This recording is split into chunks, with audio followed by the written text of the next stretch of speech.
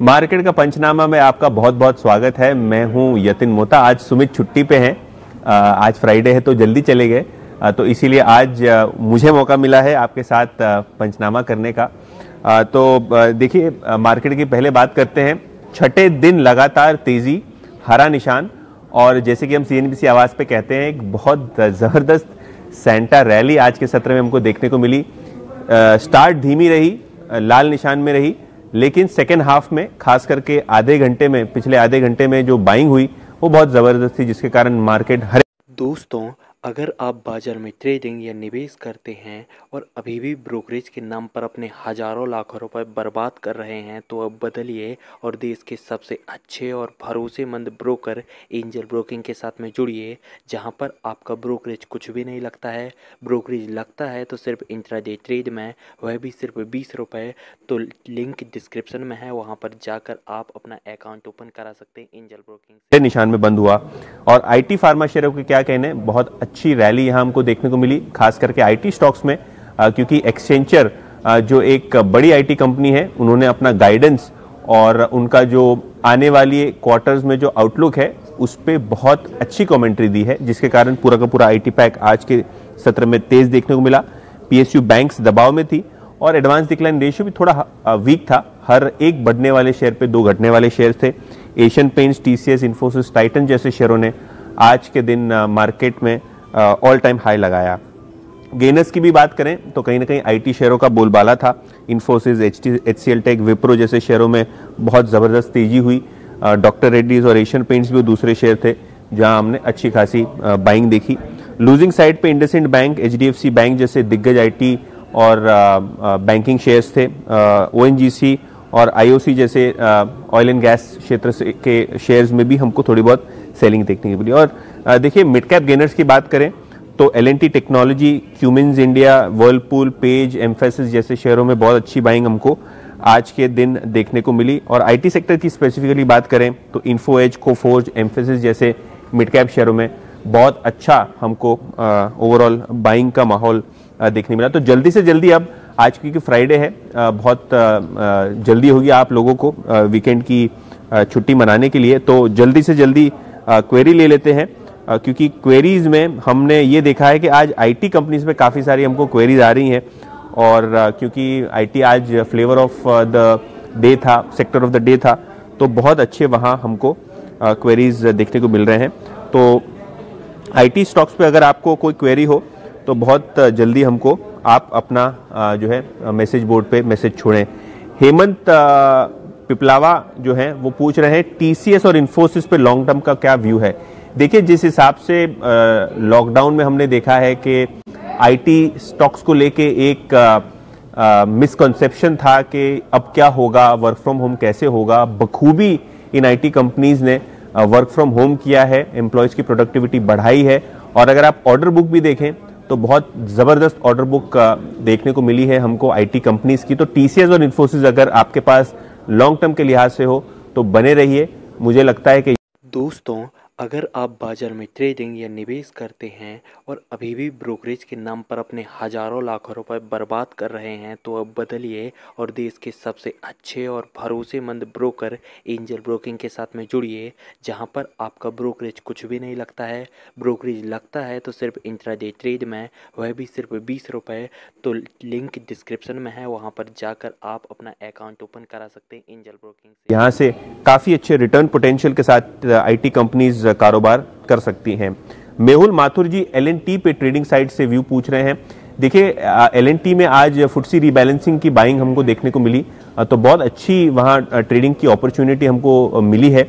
अगले हफ्ते अगर गैप अप हो ओपनिंग एलएनटी का, तो आप यहाँ खरीदारी करके थोड़ा बहुत ट्रेडिंग गेन आप ले सकते हैं। लेकिन ध्यान रखें, अगर आपको ट्रेडिंग करनी है तो ज़रूर आपके स्टॉप लॉसेस लगाइए, क्योंकि स्टॉप लॉसेस लगाने से ही थोड़ा बहुत ट्रेडिंग में डिसिप्लिन रहता है। नीलेश शाह जी पूछ रहे हैं फिलिप्स कार्बन उन्हें 176 रुपये पे लिए हैं, क्या व्यू है। देखिए, कार्बन ब्लैक जो होता है वो टायर बनाने के काम आता है, और कार्बन ब्लैक के दामों में पिछले दिनों बहुत अच्छी प्राइस हाइक हुई है। टायर की डिमांड भी बहुत अच्छी है, तो इस माहौल में फिलिप कार्बन के नतीजे अच्छे आने चाहिए और मोमेंटम बना रहना चाहिए। तो अगर आपके पास फिलिप कार्बन है तो आप एक्सपेक्ट कर सकते हैं कि यहाँ से 10 से 15% का अपमूव बहुत जल्द ये स्टॉक दे। मयूर जैन जी पूछ रहे हैं एमसीएक्स उन्होंने 200 शेयर लिए हैं 1630 रुपए पे, क्या करना चाहिए? देखिए एमसीएक्स बेहतरीन कंपनी है और अगर आप मनी कंट्रोल देखते हैं तो वहां एक न्यूज रिपोर्ट भी है कि सेबी वहां शेयर होल्डिंग नॉर्म्स को रिलैक्स करने वाली है। जो 15% कैप थी कोई भी एक शेयर होल्डर को खरीदने की, वो अब 26% कर सकती है सेबी। तो ये फायदा होगा एमसीएक्स को, जाहिर सी बात है, और इसीलिए स्टॉक फोकस में रहेगा। तो अगर आप मीडियम टू लॉन्ग टर्म के लिए देख रहे हैं तो बने रहिए एमसीएक्स में। आरती अग्रवाल जी एज ऑलवेज बहुत सारी क्वेरीज पूछती हैं और उन्होंने आज पूछा है जिंदल स्टील पे व्यू। देखिए जिस हिसाब से डॉलर इंडेक्स पोजीशनड है, क्योंकि उस पे मेटल इंडेक्स की बहुत ट्रैकिंग होती है, और जिस हिसाब से ग्लोबल कंपनीज खास करके आर्सेलर मित्तल ने दामों में बढ़ोतरी की है स्टील की, तो लगता है कि यहाँ भी ट्रेडिंग मोमेंटम बना रहेगा। तो जेएसपीएल जिंदल स्टील अगर आपने लिया हो तो यहाँ बने रहिए स्टॉप लॉसेस के साथ। मुझे लगता है कि यहाँ से अच्छे प्रदर्शन की उम्मीद है, खास करके तीसरी क्वार्टर में आप रिजल्ट्स भी बहुत अच्छे देखेंगे स्टील कंपनीज के। अच्छा, मेट्रोपोलिस हेल्थ केयर पे व्यू पूछ रहे हैं सुभजीत बैनर्जी। सुभजीत देखिए जिस हिसाब से प्रिवेंटिव टेस्टिंग और कोरोना की टेस्टिंग कंपनी कर रही है खास करके बॉम्बे में, तो बहुत ही अच्छा मार्केट शेयर और अच्छे लेवल से कंपनी का कारोबार बढ़ रहा है। लॉकडाउन में थोड़ी बहुत ग्रोथ की प्रॉब्लम्स थी, लेकिन सेकेंड हाफ में एनालिस्ट का मानना यह है कि मेट्रोपोलिस और डॉक्टर लाल पैथलैब जैसी कंपनी बहुत अच्छा प्रदर्शन दिखा सकती हैं रिजल्ट्स को लेके। तो अगर आपके पास डायग्नोस्टिक्स के शेयर हो तो यहाँ बने रहें, लॉन्ग टर्म व्यू है तो होल्ड करिए, और अगर आपको ट्रेडिंग से इसको लेना है तो जाहिर सी बात है जैसे मैंने कहा स्टॉप लॉसेस के साथ इन बढ़िया कंपनीज में आप ट्रेड कर सकते हैं। कुंदन जी पूछ रहे हैं ओरिएंट इलेक्ट्रिक पे क्या व्यू है? देखिए इलेक्ट्रिकल्स के सामान में काफ़ी अच्छी प्राइस हाइक्स हमने देखी है। ओवरऑल बेसिस पे अगर आप कंज्यूमर्स की बात करें तो हेवेल जैसी कंपनी रिकॉर्ड हाई पे है, और ओरिएंट इलेक्ट्रिक भी बहुत अच्छी कंपनी है। तो अगर आपका medium to long term view हो तो इस शेयर में आप बने रह सकते हैं। इसके अलावा जो क्वेरीज आ रही हैं मैं एक बार रिफ्रेश कर लेता हूं मेरा पेज, तो ज़्यादा व्यूज़ हमको दिखेंगे। अच्छा, रवि मिश्रा जी पूछ रहे हैं long term view Tata Motors और आईटीसी पे। तो देखिए आईटीसी पे हमको हर हफ्ते क्वेरीज आती हैं, ब्रोकरेजेस काफ़ी बुलिश हैं। 4 से 5% का डिविडेंड यील्ड है आईटीसी में, जो आपको एक फिक्स डिपॉजिट पे मिलता है।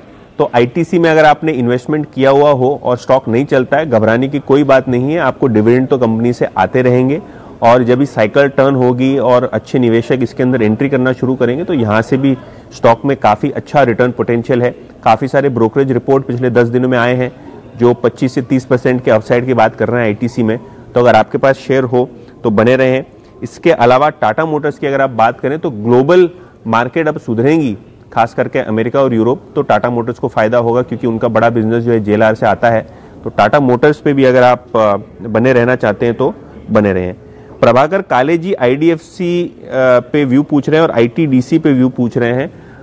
आईडीएफसी की अगर आप बात करें तो कंपनी अच्छी है, अगर वो मर्जर हो सकता है आईडीएफसी लिमिटेड और आईडीएफसी बैंक में तो अच्छी बात है दोनों कंपनीज के लिए। और आईटीडीसी की बात करें तो होटल कारोबार फिर से एक बार अनलॉकिंग की तरफ जा रहा है, तो आईटीडीसी को भी इस बात का फायदा हो सकता है। अच्छा, एमटी उस्मानी जी पूछ रहे हैं वेदांता के उनके पास 400 शेयर हैं, 143 पे होल्ड करें या सेल कर दें? देखिए एमटी उस्मानी जी, जिस हिसाब से ग्लोबल कमोडिटी मार्केट दिख रहा है और वेदांता मेरे हिसाब से 150-155 के बीच में ट्रेड कर रहा है। इस हफ्ते मैंने एक बाय कॉल भी दिया था डीलिंग रूम्स में, क्योंकि उनके यहाँ से एक राय आई थी बाइंग करने की। तो अगर आपके पास वेदांता के शेयर है तो होल्ड करें। मुझे लगता है यहाँ से मोमेंटम बन सकता है, 155-160 के ऊपर तक के लेवल्स हमको यहाँ बहुत जल्द देखने को मिल सकते हैं। वहाँ आपको चाहिए तो आप थोड़ा बहुत प्रॉफिट बुक कर लीजिए।